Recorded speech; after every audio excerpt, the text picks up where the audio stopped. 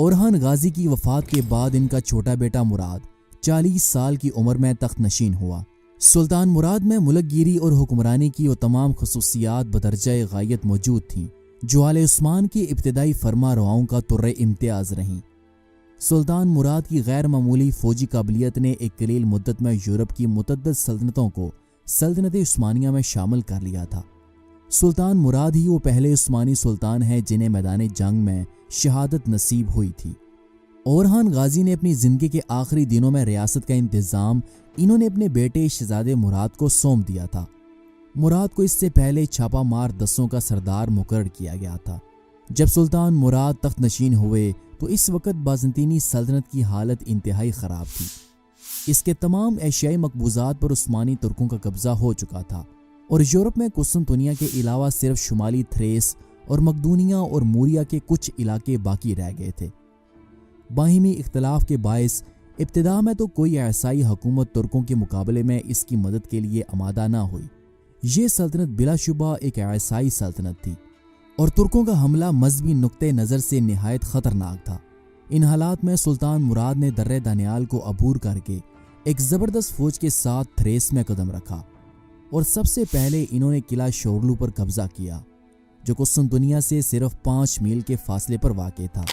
اس کے بعد دوسرا قلعہ کرکلی سے فتح ہوا۔ اس دوران 764 ہجری کے مطابق 1363 عیسوی میں سلطان مراد کی بازنطینیوں کے ساتھ جنگ ہوئی جس میں سلطان مراد نے انہیں بری طرح شکست دی۔ 1391 عیسوی میں سلطان مراد اپنی فوج کے ساتھ ادرنا جا پہنچے جہاں کے تیکفر نے سلطان مراد کو روکنے کے لیے ایک فوج تیار کی ہوئی تھی۔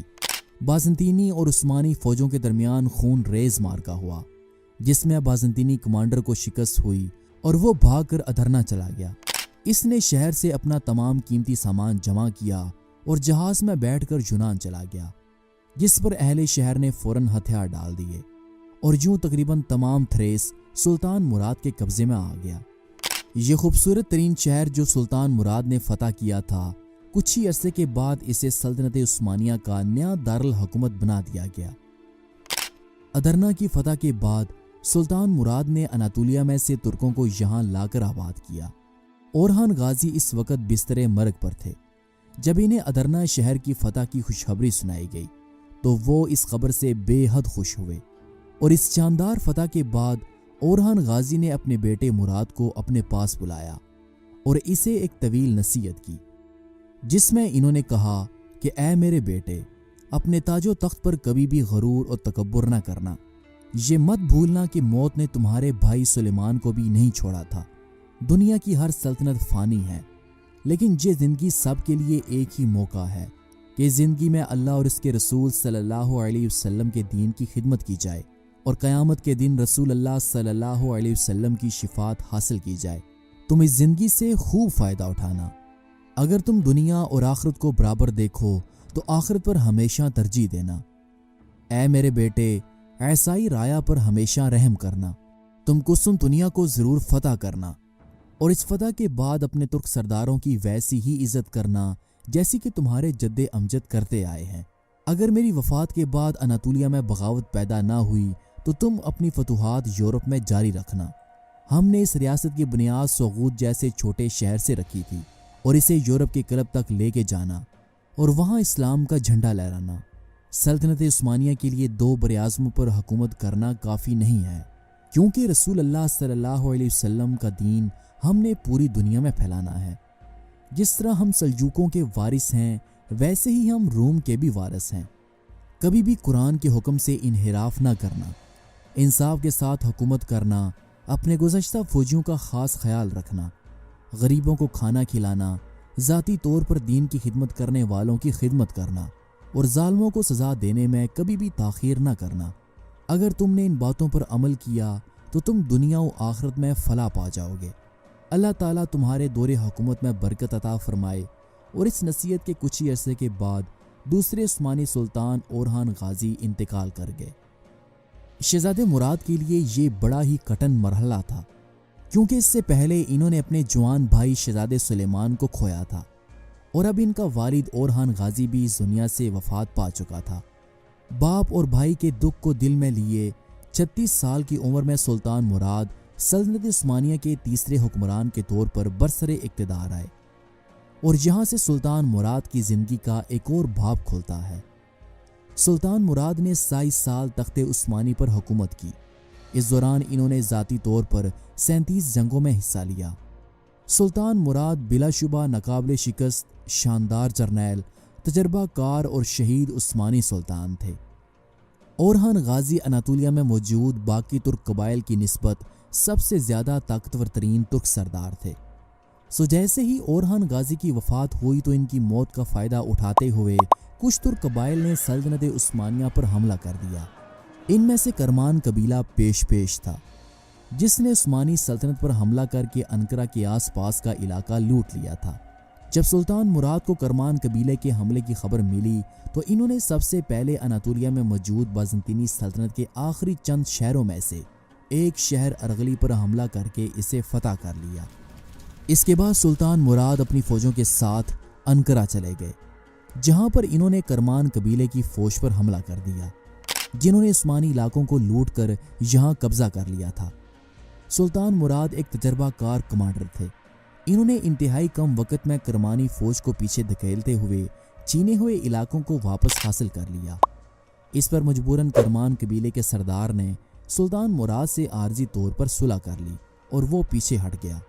اناطولیہ میں موجود ترک قبائل کی جانب سے مطمئن ہونے کے بعد سلطان مراد یورپ کی جانب بڑھے۔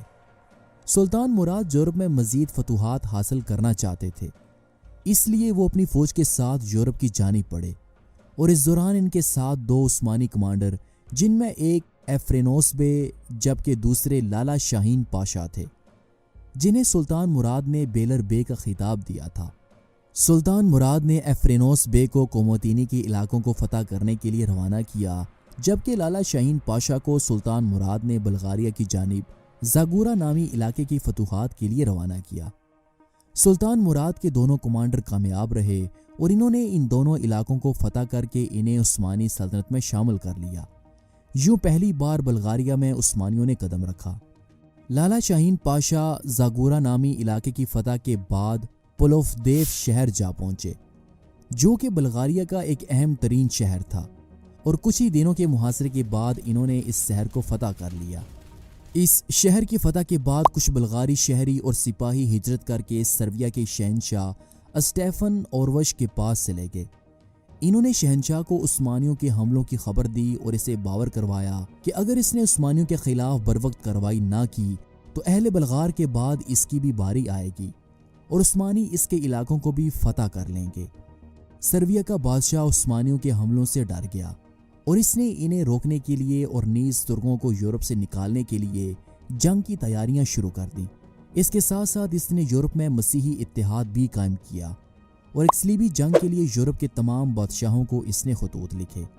یورپ میں ابتدائی فتوحات کے بعد سلطان مراد نے شہنشاہ قسطنطنیہ سے 1363 عیسوی میں ایک نیا معاہدہ کیا، جس کی روح سے اہل قسطنطنیہ پر سخت ترین پابندیاں لگائی گئیں۔ اس معاہدے کے تحت مشرقی رومی سلطنت عثمانیوں کو ٹیکس ادا کیا کرے گی۔ عثمانیوں کی جانب سے فتح کی گئی زمینوں میں وہ حقوق نہیں مانگ سکیں گے۔ عثمانی سلطنت کے خلاف وہ کسی بھی دوسری مسیحی ریاست سے اتحاد نہیں کریں گے اور ضرورت پڑنے پر وہ عثمانیوں کو فوجی مدد بھی فراہم کریں گے۔ ادھر یورپ میں سربیا کے شہنشاہ کی صلیبی جنگ میں حصہ لینے کے لیے پوپ اربن پنجم کے اکسانے پر ایک صلیبی فوج تیار کی گئی، جس میں سربیا، ہنگری، بلغاریہ، ولاچیا اور بوسنیا نے شرکت کی۔ جلد ان 5 ریاستوں نے مل کر ایک بڑی فوج تیار کی، جس کی تعداد کم و پیش 60,000 کے قریب تھی، اور اس فوج کی کمان ہنگری کے بادشاہ لایوش کے زیر کمان تھی، جو اس فوج کو لے کر ادرنے پر حملہ کرنے کے لیے روانہ ہوا۔ سلطان مراد اس وقت اناطولیہ میں بورسا شہر میں موجود تھے۔ جیسے ہی ادرنے میں لالا شاہین پاشا کو عیسائیوں کے اس لشکر کے پیش قدمی کرنے کی خبر ملی تو انہوں نے سلطان مراد کو عیسائیوں کے حملے سے انہیں آگاہ کیا۔ عیسائی لشکر بغیر کسی آرام کے تیزی کے ساتھ عثمانیوں کی جانب پیش قدمی کر رہا تھا۔ لالا شاہین پاشا نے اس فوج کی رفتار کو سست کرنے کے لیے فوری طور پر حاجی البے کی کمان میں انہوں نے 4000 سپاہیوں پر مشتمل ایک چھوٹا سا دستہ روانہ کیا۔ اگرچہ لالا شاہین پاشا کے بھیجے ہوئے اس معمولی لشکر کا عیسائی لشکر کے ساتھ کوئی مقابلہ نہ تھا، لیکن یہ دراصل ایک حکمت عملی تھی جس کے مطابق عیسائی لشکر کو روکے رکھنا تھا تاکہ اس دوران سلطان مراد اناطولیہ سے یورپ میں باقی فوج کے ساتھ پہنچ سکیں۔ سلطان مراد نے اپنی فوجوں کو اناطولیہ میں جمع کیا، لیکن اگر سلطان مراد برق رفتاری سے بھی یورپ میں پہنچنا چاہتے تو ممکن نہیں تھا، کیونکہ صلیبی لشکر عثمانی سرحدوں کے بالکل قریب پہنچ چکا تھا اور سلطان مراد کے اور ادرنا شہر کے درمیان ہزاروں میل کا فاصلہ تھا۔ اگر لالا شاہین پاشا سلطان مراد کے آنے کا انتظار کرتے تو تب تک بہت دیر ہو جاتی، سو انہوں نے فیصلہ کیا کہ وہ سلطان مراد کا انتظار کیے بغیر اس عیسائی فوج کا مقابلہ کریں گے۔ شاہین پاشا جانتے تھے کہ برسوں سے جو فتوحات ہم نے یورپ میں کی ہیں، اگر اس وقت عیسائیوں کو نہ روکا گیا تو یہ تمام علاقے ان کے ہاتھ سے نکل جائیں گے۔ لالا شاہین پاشا نے ادرنے میں اپنے ترک سرداروں کے ساتھ مشاورت کی، جس کے بعد انہوں نے ایک بڑا ہی مشکل لیکن تاریخی فیصلہ کیا۔ انہوں نے یہ فیصلہ کیا کہ وہ ادرنے میں دفاعی پوزیشن کے بجائے شہر سے نکل کر عیسائی فوج کا سامنا کریں گے اور میدان جنگ میں انہیں شکست دے کر ان کی طاقت کو ختم کریں گے۔ اس کے لیے انہوں نے جنگی تیاریاں مکمل کیں اور شہر سے نکل کر اپنی فوج کو ایک محفوظ مقام میں چھپا دیا، اور حملے کی رات کو انہوں نے اللہ تعالیٰ کے حضور گڑ گڑا کر مدد کی دعا مانگی۔ ادھر صلیبی لشکر بغیر کسی عثمانی مزاحمت کے جب ادرنے شہر تک پہنچ گیا تو اس نے یہ سمجھا کہ عثمانیوں پر فتوحات حاصل کرنا تو بالکل آسان کام ہے، اس لیے انہوں نے ادرنے کو فتح کرنے سے پہلے ایک میدان میں اپنے لشکر کے ساتھ پڑاؤ ڈالا اور ایک بڑے جشن کا انہوں نے اہتمام کیا۔ عیسائی لشکر بے انتہا خوش تھا اور وہ اپنی اس ابتدائی فتوحات پر پھولے نہیں سما رہا تھا۔ رات کے اندھیرے میں صلیبی فوج شراب اور نشے میں مدہوش ہو چکی تھی۔ کچھ سپاہی تو سو چکے تھے جبکہ باقی کے سپاہی شراب و کباب کی مستی میں بدمست تھے کہ فتح کے جشن کے دوران اچانک پڑاؤ کے چاروں اطراف سے تکبیر کی آوازیں بلند ہونا شروع ہو گئیں۔ یہ دراصل عثمانی کمانڈر لالا شاہین پاشا کی ایک چال تھی۔